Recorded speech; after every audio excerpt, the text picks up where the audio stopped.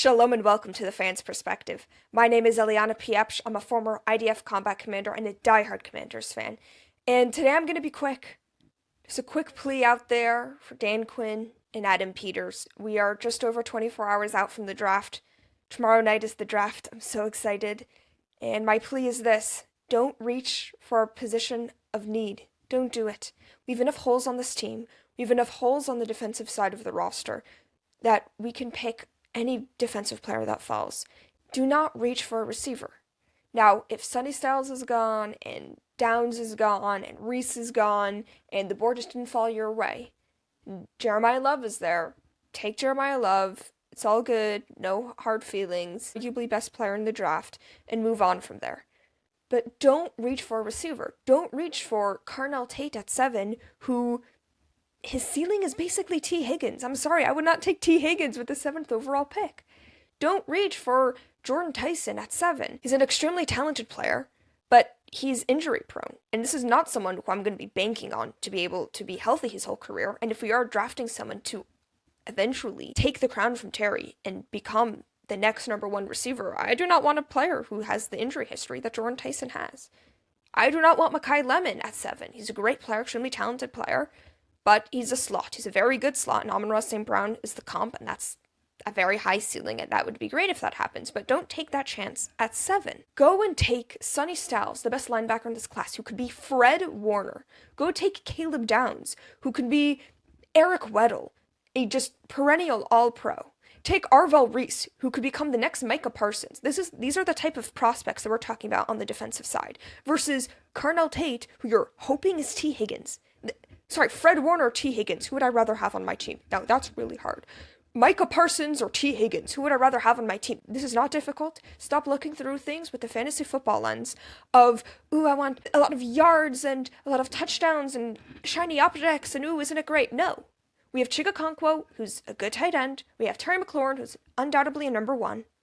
You have Rachaad White, who's one of the better receiving backs in the NFL, and you have a collection of 2s and 3s. Now, I'm not happy with that. I'm not satisfied with that. But address that need in the 3rd round. Don't address that need with what you hope turns into be T. Higgins with the 7th overall pick.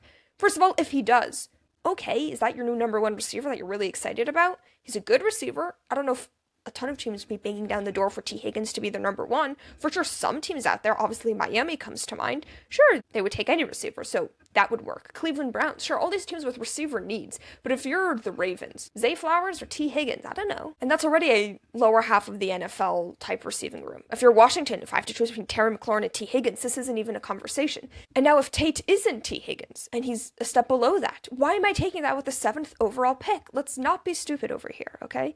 I can't deal with this fused thinking, and a receiver is a need. Address that in the 3rd round with a Ted Hurst type player. Address that in the 6th round with an Eric McAllister from TCU. We have options. Or address that with Colby Young on day 3.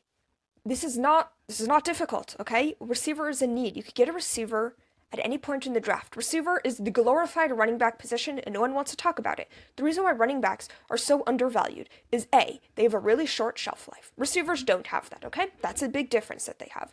Reason number 2, you need 1 running back versus 3 receivers. So supply and demand, right? You need more demand for receiver, so that's going to be a little bit more valuable than running back. That's fine. One thing that they have, and one major thing that they have in common, is that you can find them in every round of the draft. Every single draft, there's going to be a star receiver that gets picked on, for sure, day 2 and day 3 outside of the 1st round, and every now and then, only on day 3. The Puka Nacua was a 5th round pick. Terry McLaurin was a 3rd round pick. A.J. Brown, DK Metcalf, 2nd round picks. And then the list goes on for receivers who are taken in the middle of the 1st round. Justin Jefferson, JSN, Ryan Thomas Jr., just to name a few, and the list goes on days 2 and 3. So if you have a need at receiver, you do not have to address it with a top 10 pick. Now, I understand receiver is a need for Washington, so as I said before, draft someone on day 2. Draft someone in the 3rd round, and if the board doesn't fall your way and you have to draft someone in the 5th round, okay, you make it work. You hope that your whole receiving room doesn't go down with injuries like last year. I think that is a normal assumption to be made. And then next year, hopefully Washington is competitive and we compete for the playoffs. So Washington gets the 21st overall pick, just to throw out a name, and you can get a star receiver with the 21st overall pick in every single year. Just to name a few receivers who were picked in the middle of the first round, let's go back 3 years, let's go back 4 years, right? We have Emeka Ibuka last year, was taken, I think, 19th overall. You have Brian Thomas Jr., who was taken in the middle of the first 2 years ago. You have JSN, you have Zay Flowers, you have either number one receivers or arguably number one level receivers who are picked in the middle of the first round every year. No, that doesn't mean that if you take a receiver in the middle of the first round, he's automatically going to be a star. Of course, that makes sense. But the same logic applies to a receiver who you take with the 7th overall pick. Jalen Waddle was a top 10 pick at receiver. He hasn't lived up to it. Marvin Harrison Jr. was a top 5 pick at receiver. He hasn't lived up to it. Rome Odunze, so far he's only 2 years in the league, but has not been an undoubtable hit at receiver. So just because you pick someone early in the first round means that they're going to hit. So instead of taking someone whose ceiling is T. Higgins, if I knew for a fact that Carnell Tate is T. Higgins, I would not take him with the 7th overall pick. We have to get out of this fantasy football world of you need 2 receivers and a tight end and a running back to run a good offense. Washington, 2 years ago, had one of the best offenses in the league behind Jaden Daniels and Terry McLaurin, and that was basically it. Okay, you had Zacchaeus, and you had De'Ami Brown and Jamison Crowder, right? These are not game breakers at receiver. And I completely get, and I agree with the crowd that says we shouldn't have to put everything on Jaden Daniels. We should build an offense around him. And I agree with that. And over the last 2 years, since that honestly historic offense, we have added an all-pro left tackle in Laramie Tunsil. We now have one of the better offensive lines in the league. We now have a better running back room than we did 2 years ago with Bill, and we have Rashad White, and we have Jerome Ford and Jeremy McNichols. Solid, okay running back room, but you don't have to invest a lot in running backs.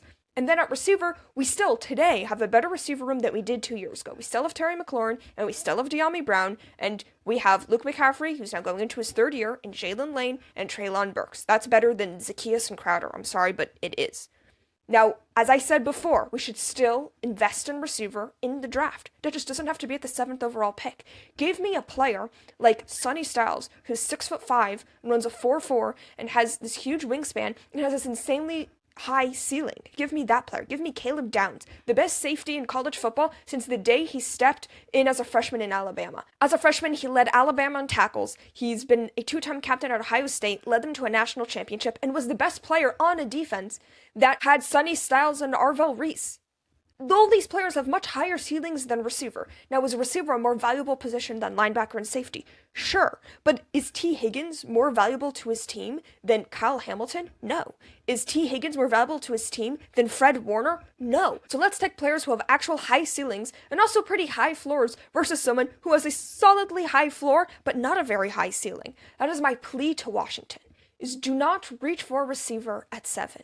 Now, if you trade back into the early teens and one of those receivers are there, go for it, draft them, because that's when their range comes, because Caleb Downs isn't going to be there, because Sonny Styles isn't going to be there, because Jeremiah Love isn't going to be there. But don't do that at 7 and pass over these blue chip players who will be available in this draft.